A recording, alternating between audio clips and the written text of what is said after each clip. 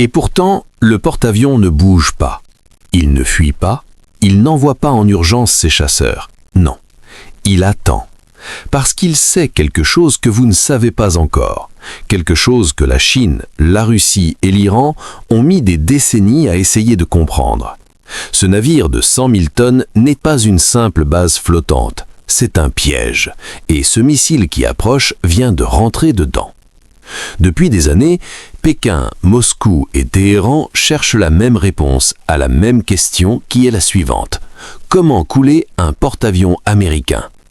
La Chine a développé le missile DF-21D, surnommé le tueur de porte-avions, capable de frapper à 1500 km avec une ogive hypersonique manœuvrante. La Russie mise sur ses missiles de croisière supersoniques Zircon, capables d'atteindre Mach 9. L'Iran, lui, a misé sur les essaims de drones et les missiles anti-navires tirés depuis ses côtes dans le détroit d'Ormuz. Sur le papier, ces armes semblent mortelles. Elles sont rapides, elles sont précises, elles sont nombreuses. Mais voilà ce que leurs généraux ne comprennent pas encore complètement. Un porte-avions américain n'est pas un navire. C'est un système de guerre multicouche conçu pour détruire les menaces avant même qu'elles ne soient visibles à l'œil nu. Aujourd'hui, nous allons vous révéler les 5 armes cachées qui rendent ces géants de la mer quasiment indestructibles, des systèmes classifiés, des technologies que le Pentagone préfère que Pékin ne comprenne jamais vraiment. Attachez vos ceintures. Arme numéro 1. Le cerveau invisible, le SSDS. Sur la première couche, on a la détection à des centaines de kilomètres de distance. Imaginez un chef d'orchestre capable de diriger simultanément 50 musiciens, de détecter une fausse note à l'autre bout de la salle et de corriger le tir en une fraction de seconde. C'est exactement ce qu'est le SSDS, le Ship Self-Defense System. Ce n'est pas une arme au sens traditionnel, c'est le cerveau central de toute la défense du porte-avions. Il collecte en temps réel les données de dizaines de capteurs embarqués, radars de surveillance aérienne, radars de surface, système d'identification ami-ennemi, système de guerre électronique. Il fusionne tout cela en une image tactique unique, cohérente et réactualisée à chaque milliseconde. Le SSDS ne se contente pas de voir les menaces, il les analyse, les classe par priorité, sélectionne l'arme la plus adaptée et tire automatiquement, sans intervention humaine. Dans le monde moderne de la guerre hypersonique, où un missile peut parcourir plusieurs kilomètres par seconde, c'est la seule façon de réagir à temps. Un humain n'a simplement pas les réflexes nécessaires. La dernière version déployée, le SSDS Baseline 12, intègre des capacités encore plus avancées, notamment le nouveau radar EASR, l'Enterprise Air Surveillance Radar, et une architecture virtualisée qui le rend bien plus résistant aux cyberattaques. La Chine peut pirater des systèmes classiques, mais pirater un réseau qui se reconfigure en temps réel, c'est une autre histoire. Arme numéro 2. Le brouilleur fantôme. C'est la deuxième couche, une guerre électronique avant même le premier coup de feu. Un missile sans guidage, c'est une bombe aveugle, et c'est exactement ce que fait le SEWIP Block 3. Son nom complet, Surface Electronic Warfare Improvement Program Block 3, ou ANSLQ-32V7. Ce système représente la mise à jour la plus importante du système de guerre électronique des navires américains depuis 40 ans. Et le 30 mars 2026, il y a à peine une semaine, la marine américaine a signé un nouveau contrat avec Northrop Grumman pour en accélérer massivement la production avec une valeur totale pouvant atteindre 783 millions de dollars. Un signal clair. Washington sait que cette arme sera décisive dans tout conflit futur. Concrètement, le SEWIP Block 3 utilise une antenne radar à balayage électronique actif, une technologie AESA au nitrure de gallium, pour générer des vaisseaux de brouillage d'une précision chirurgicale sur 360 degrés dans toutes les directions simultanément. Il peut blander les radars ennemis, tromper les systèmes de guidage des missiles et même perturber les essaims de drones. Tout cela depuis l'horizon ou au-delà, avant que la menace ne soit à portée de tir. Ce qui le rend vraiment révolutionnaire, c'est qu'il n'utilise aucune munition physique. Il ne se vide jamais. Pendant que la Chine ou l'Iran épuisent leur stock de missiles pour saturer les défenses américaines, le SEWIP Block 3 répond indéfiniment. C'est un magazine illimité de guerre électronique. Et il ne s'arrête pas là. Grâce à son architecture logicielle ouverte, il peut déjà intégrer l'intelligence artificielle pour s'adapter en temps réel aux nouvelles tactiques ennemies. Chaque attaque lui apprend quelque chose. Il devient plus intelligent à chaque engagement. Arme numéro 3, le dernier rempart, le missile RIM-116. À ce niveau, on a une interception cinétique surtout quand tout le reste échoue. Supposons qu'un missile ennemi soit exceptionnellement avancé, qu'il ait survécu au brouillage électronique, qu'il approche à vitesse supersonique, à ras des vagues, presque invisible au radar. C'est maintenant que le RIM-116, Rolling Airframe Missile, entre en scène. Ce missile de défense rapprochée est une œuvre d'ingénierie, léger, moins de 90 kg, rapide, supersonique et doté d'un système de guidage entièrement autonome. Il n'a besoin d'aucune illumination radar depuis le navire après son lancement. Il verrouille sa cible, il tire et il tue, seul. Son secret, la conception Rolling Airframe, littéralement un cadre tournant en vol. Le missile tourne sur lui-même en permanence, ce qui lui permet de faire des virages à haute vitesse avec une précision millimétrique, tout en détectant les signaux radars dans toutes les directions sans avoir besoin de capteurs complexes et coûteux. Résultat, un taux de destruction annoncé à 95%, presque parfait.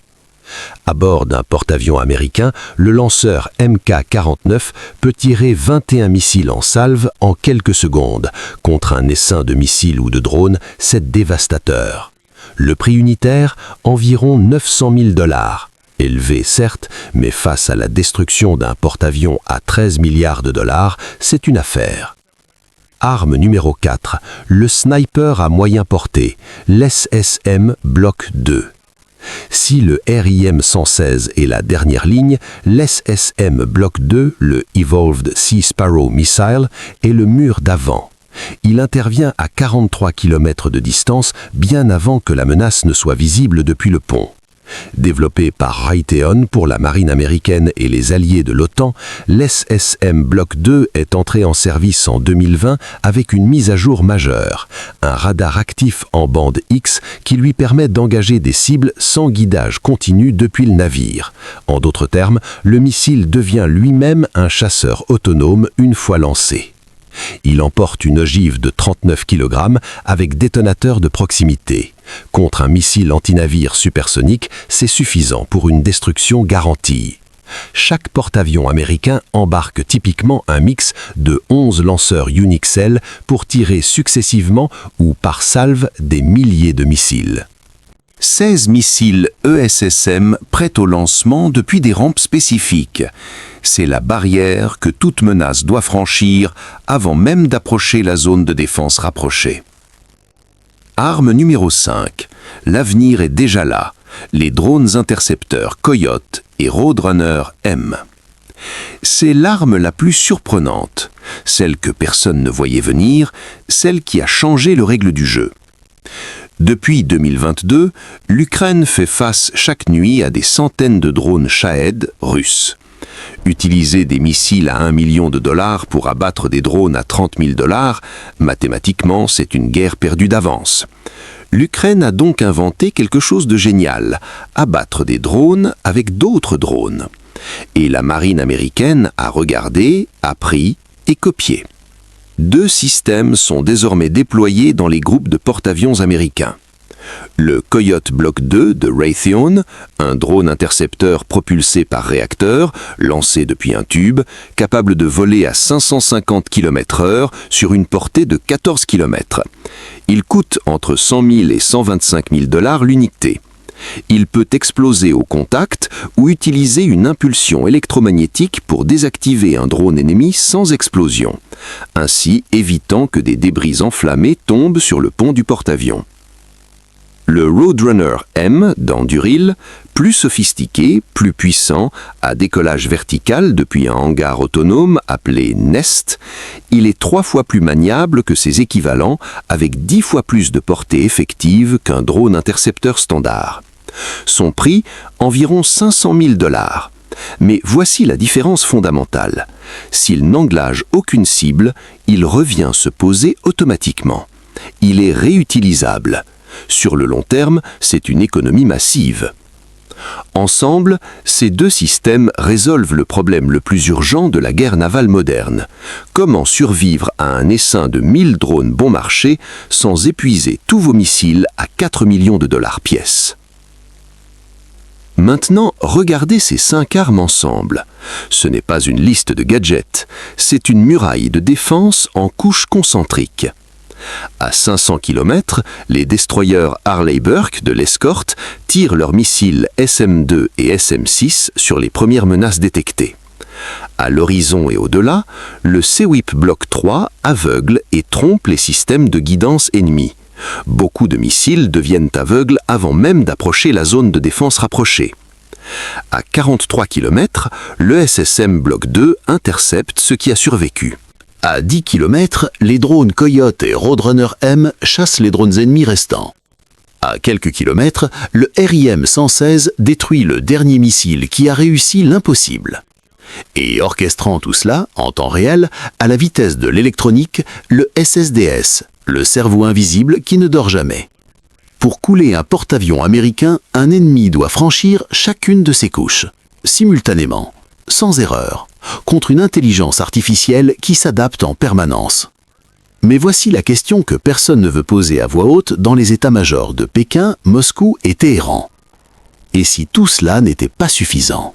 Car la Chine développe ses missiles hypersoniques DF-27, la Russie affine ses zircons, et l'Iran multiplie ses essaims de drones à une vitesse alarmante.